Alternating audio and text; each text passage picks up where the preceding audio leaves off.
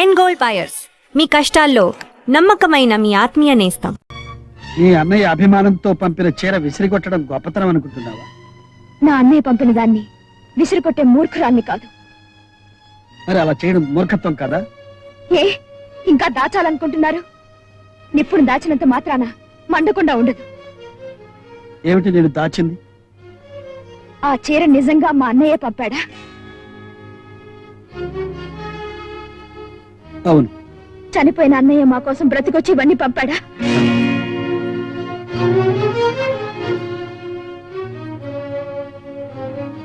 అది నీకెవరు చెప్పారు? ఇదిగో మీ డైరీ. మా అన్నయ్య అన్యాయంగా హత్య చేయబడ్డాడని, మిమ్మల్ని కాపాడే ప్రయత్నంలో చచ్చిపోయాడని మీరు స్వయంగా రాసుకున్న నిజాలు. ఇప్పుడు చెప్పండి, మా అమ్మని, మా రోగిష్టు నాన్నని, ఆ పసిబిడ్డల్ని ఎందుకు మోసం చేస్తున్నారు? ఎందుకు ఇంత ఘోరమైన అబద్ధం చెప్పారు? నేను అబద్ధం చెప్పలేదు. నిజం దాచడం అబద్ధం కాదా? కొన్ని నిజాలు ఎప్పుడు పడితే అప్పుడు చెప్పలేదు, చెప్పకూడదు. అందుకని అబద్ధం చెప్పి వాళ్ళకి లేనిపోని ఆశలు కలిగిస్తారా? లేదు. ఈ ఇంట్లో అందరూ మీ అన్నయ్య మీద ఉంచుకున్న ఆశలు, అతని చుట్టూ అల్లుకున్న ఊహలు ఒక్కసారిగా కూలిపోతే తట్టుకోలేక ఏమైపోతారో అని భయపడ్డా. అంతకు మించి ఆ తల్లి చూపే ఆప్యాయత, పిల్లల అభిమానం, ఈ ఇంట్లో నాకు దొరికిన ఆదరణ నా నోరు నొక్కేశాయి, నన్ను మీతో చెప్పకుండా చేశాయి. లాయర్ కదూ, అబద్ధాన్ని సమర్థించటం నీ వృత్తి, నిజాన్ని తలెత్తకుండా పాతేయడం నీ ప్రతిభ. నువ్వు చెప్పేదానిలో ధనాపేక్ష ఉంది లక్ష్మి, కానీ ఇక్కడే ఉంది. నేను ఎందుకు నాటకం ఆడాలి? నాకేం అవసరం? నీ ప్రశ్నకు నీకు నువ్వైనా సమాధానం చెప్పుకోగలవా? కనీసం ఊహించగలవా? అక్కర్లేదు. ఇంకా ఏ ఊహలో నాటకాలు నాకు అక్కర్లేదు. మీరు పొద్దున్నే ఇక్కడి నుంచి వెళ్ళిపోండి. ఈ భయంకరమైన నిజాన్ని నా గుండెల్లో దాచుకోలేను. మీరుండగా నేను చెప్పినా, ఈ స్థితిలో మీరే చెప్పినా, మీరు నాటకం ఆడి సంపాదించిన గౌరవం, మర్యాదలు ఒకేసారి నాశనం అయిపోతాయి. వాళ్ళు ఏమైపోతారని కాదు, వాళ్ళు మిమ్మల్ని ఏం చేస్తారో ఊహించలేను. ఆ స్థితి రానివ్వకండి. మర్యాదగా ఇక్కడి నుంచి వెళ్ళిపోండి. మరి నీ కుటుంబ బాధ్యత? మా బాధ్యతల్ని మోయమని మిమ్మల్ని ముష్టెత్తావా? నా ప్రాణం నిలబెట్టిన వాడి కుటుంబం నిలబెట్టడం నా ధర్మం. చూడండి, మీకు ఆఖరిసారిగా మర్యాద ఇచ్చి మాట్లాడుతున్నాను. సూర్యుడు ఉదయించేటప్పటికి మీరు ఇంట్లో ఉండడానికి వీల్లేదు. ఉన్నారా? ఏం జరుగుతుందో నాకే తెలీదు. Please get lost.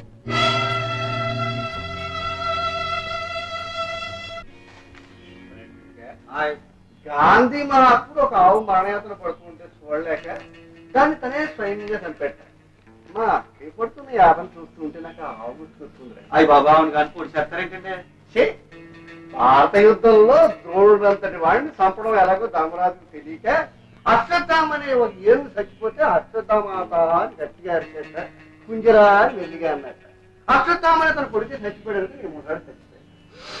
ఇప్పుడు ఎవరు చచ్చిపోయారు ఎవరు చెప్పాలంటే, ఈ పేపర్లో చచ్చిపోయాడు, మా కథకి సరిగ్గా కుదిరాడు, ఎవరికో చెప్తాను నువ్వు వచ్చి చూద్దు.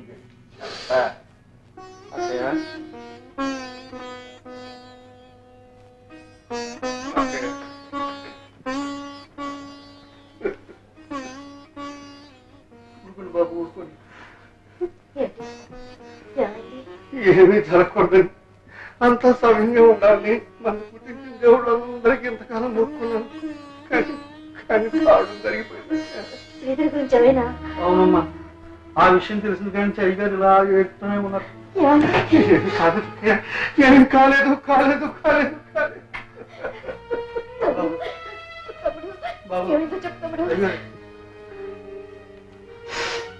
అక్కయ్య, ఈ పేపర్లో ఒక వార్త పడింది. గుండె రాయి చేసుకున్నాను. రాయి చేసుకున్నాను, అంతకంటే మార్గం లేదు. బిట్రగుంటకి 2 కిలోమీటర్ల దూరంలో రైలు పట్టాల మీద గుర్తు తెలియని కుర్రాడి శవం కనిపించింది. దొరికిన ఆహారాన్ని బట్టి పరిశీలిస్తే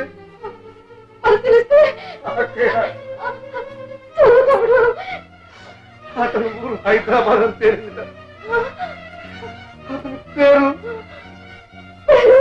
పేరు పేరు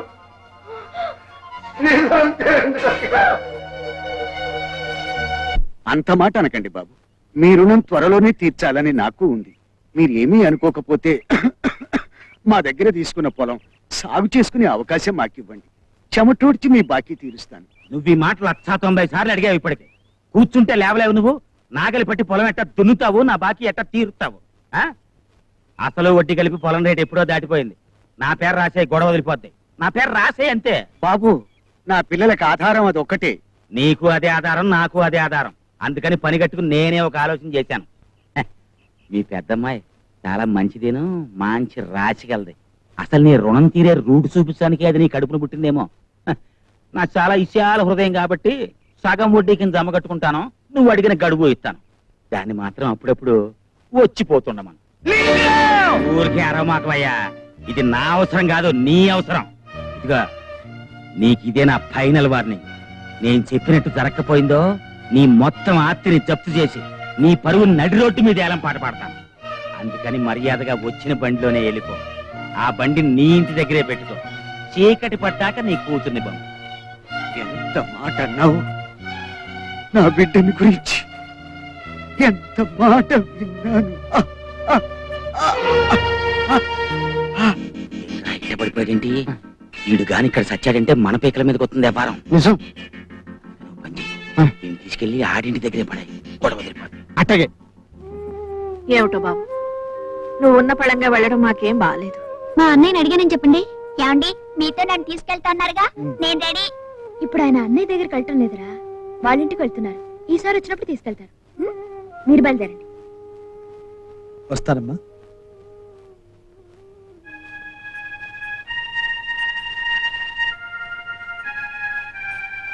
ఏంటి ఆగారు? మీ నాన్నగారితో ఒకసారి చెప్పెడదాం. మా నాన్న ఎప్పుడు వస్తారో ఏమో తెలియదు. మీరు ఆలస్యం చేస్తే బస్సు దొరకదు. వెళ్ళండి.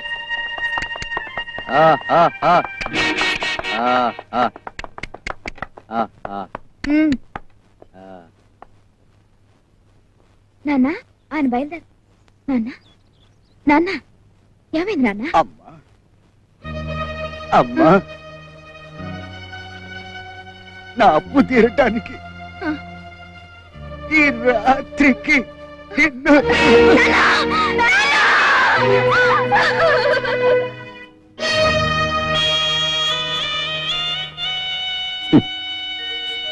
కొరివి పెట్టడానికి కొడుకు లేడని బాధపడక అన్నపూర్ణ, వాడు పెట్టవలసిన కొరివి ఎప్పుడో పెట్టి వెళ్ళాడు. ఇక ఈ కట్టెని కాటికి చెరవేయడానికి కదా, అందుకు నీకు నేనైనా ఉన్నాను. రేపు నాకెవరున్నారు అన్నపూర్ణ? నాకెవరున్నారు?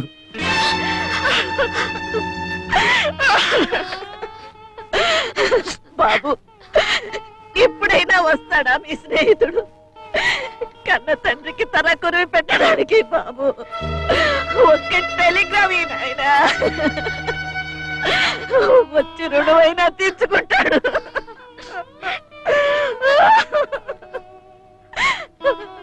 ఏమండి, ఒక్కసారి లోపలికి రండి.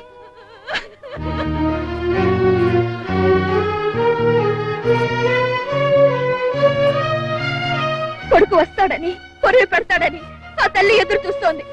ఇంకా ఎంతసేపు ఆ సవాల్ అలా పెట్టుకుని ఏడుస్తుంది. ఈ దుఃఖంతోనే కొడుకు చచ్చిపోయాడని తెలిస్తే ఒకేసారిగా ఏడుస్తుంది. ఆ తల్లిని మళ్ళీ మళ్ళీ ఎందుకు ఏడిపిస్తారు చెప్పండి? మీరు మనిషేనా? మీకు హృదయం ఉందా? ఎంత గుండెలు పగిలేలా అందరూ కుమిలిపోతుంటే ఇంకా నిజం దాస్తున్నారంటే మీరెంత కక్కోటుకలో, ఎంత రాక్షసులో! నీకు తెలుసుగా నిజం, ఎందుకు చెప్పకూడదు? చెప్పు. ఏం చెయ్యాను? ఈ దారుణాన్ని ఎలా చెప్పాలో తోచక నేనెంత నలిగిపోతున్నానో నీకేం తెలుసు? సరే, ఇదే నా కర్తవ్యాన్ని నాకు చూపింది. నా రుణం ఎలా తీర్చుకోవాలో చెప్పింది. కన్న కొడుకును కాకపోయినా, కన్నవాళ్ళకు కాకపోయినా కర్మ చేసే అవకాశం కలిగి. సరే, ఇప్పుడు చెప్పు.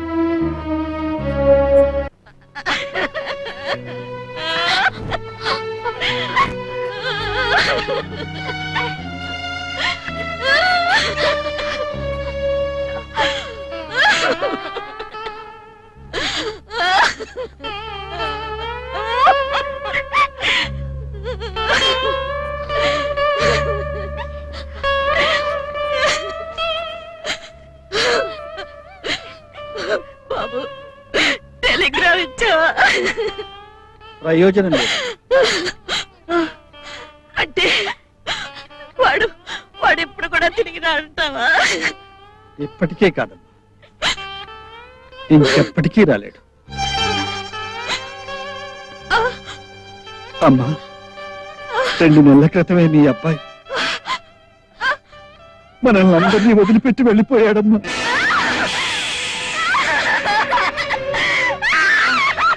అమ్మా, ఊరుకోండి అమ్మా, ఊరుకోండి అమ్మా, అమ్మా, అమ్మా.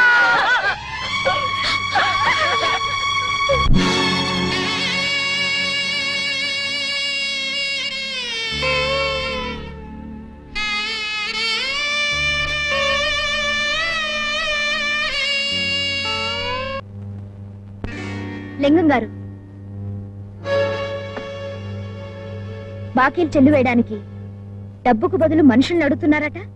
కొంచెం తిరకాసుగా ఉంది మాట, అర్థమయ్యేట్టు చెప్పావు అనుకో, దాని ప్రకారం తీసుకుంటాను యాక్షన్. మా నాన్నగారు అప్పు తీర్చడానికి నేనొస్తే చాలన్నారటగా. చెప్పిపోయాడన్నమాట ముసలాడు.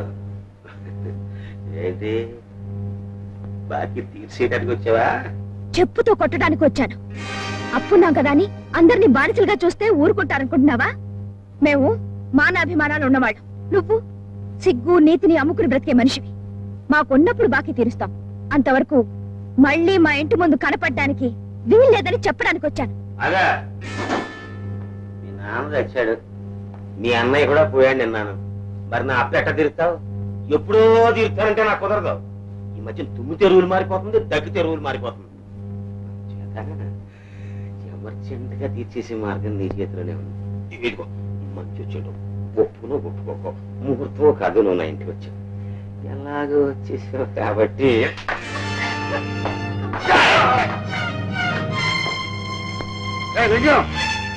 నేను ఇక్కడే ఇప్పుడే ముక్క ముక్కలుగా నరికేయగలను, కానీ ఏం చెయ్యాలో నీ బాకీ ఎలా తీర్చాలో నాకు బాగా తెలుసు.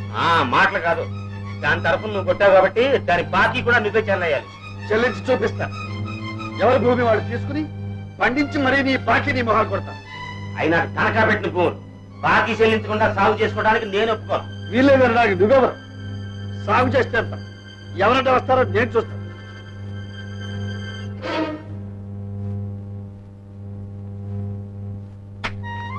అయ్యా, మీ పొలాన్ని కాదు మా పొలాన్ని కూడా అప్పులు కట్టలేదని ఎట్టగే బీడ్స్ చేసినాడండి. రోజు రోజుకి వడ్డీలు పెంచేస్తున్నాడండి. పనులు లేక తిండి లేక మేము పస్తులు ఉంటున్నామండి బాబు. మీరందరూ పిచ్చోళ్ళు, అందుకనే ఇట్లా ఉన్నారు. మీరందరూ ఏకమైతే మిమ్మల్ని ఎదిరించేవాడు ఒక్కడ కూడా ఉండడు. మీకెందుకు నేను చెప్తా వినండి. అరక గట్టిని సాగు చేద్దాం. నిజమేనా? రండి రా, ఊళ్ళోకి వెళ్ళి అరకలు తీసుకొద్దాం. ఏయ్! ఆగండి, ఆగండి. నా పొలంలో తిరగడానికి ఎన్ని గుండెలు మీకు? మా పొలంలో దిగడానికి ఒక్క గుండె చాలు. పిచ్చి పిచ్చి ఆశాలు వేశారంటే ప్రాణాలు తక్కువ, జాగ్రత్త. ఆహా, కుమార్, అదే మాట నువ్వును. పిచ్చి పిచ్చి వేషాలు వేస్తే ప్రాణాలు తక్కువ, జాగ్రత్త. మన కుర్రనాయలా రే, నా సంగతి మీకు ఇంకా తెలవదు. ఈ సంగతి తెలుసుకోవడానికి మాకు ఇక్కడ తీరిక లేదు. వెళ్ళు వెళ్ళు, వెళ్ళండాయా. నా వెనకాలింత మద్దతున్నా నీకు ఏడాకోళంగానే ఉందన్నమాట. రేయ్, ఏసేంట్రా?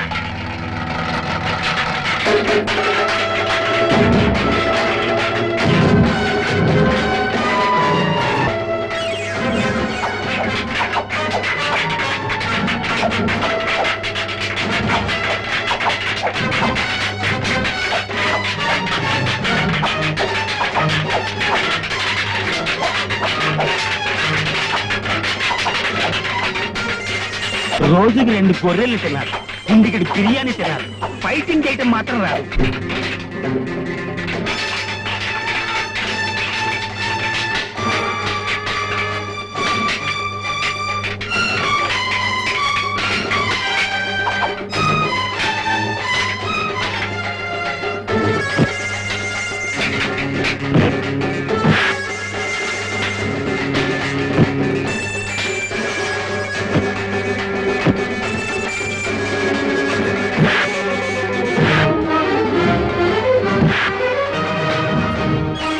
వెళ్ళేదేంటి? మీ ప్రాణానికి నా ప్రాణం అడ్డమయ్యాలి కదండి. అక్కడికి నేను అడ్డం బాగుతండి. అయితే పని చేయి, నేను ఎడుతుంటాను. నేను మీ వెనకాల పరిగెట్టుకొస్తా. పోనీ పోనీ, పోనీ.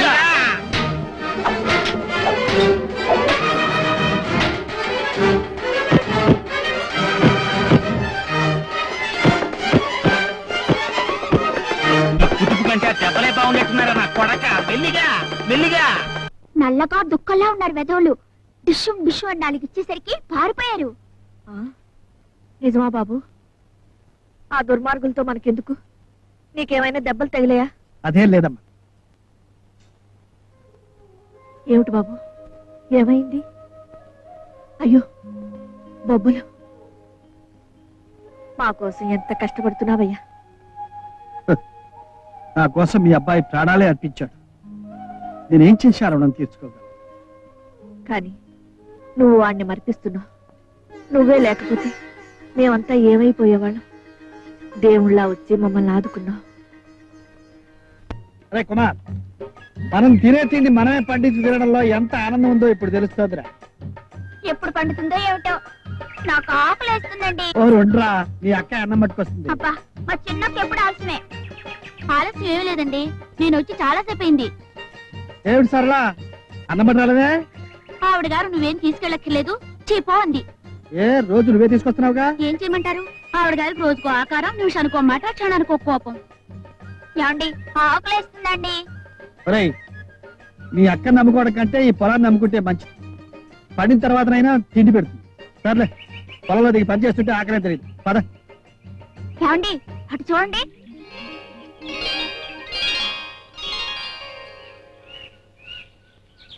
ఇటండి. చేతులు కడుక్కుని వచ్చి భోంచేయండి. మిమ్మల్నే వెళ్ళండి.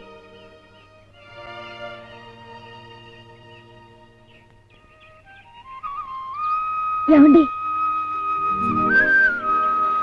నేను మీకోసమే భోజనం తెచ్చాను. రండి భోంచేతురు కానీ.